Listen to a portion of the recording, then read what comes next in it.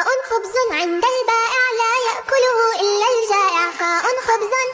خبز عند البائع لا يأكله إلا الجائع. دال ديك حسن الصوت قام يؤذن فوق البيت. دال ذئب وحش صاف لا يركبه إلا الكلب. راء رجل عرف الدين فهو صدوق وهو أمين. زاي زهرا أصفر أحمر وهو لعيني أجمل منظر. زاي زهرا أصفر أحمر وهو لعيني أجمل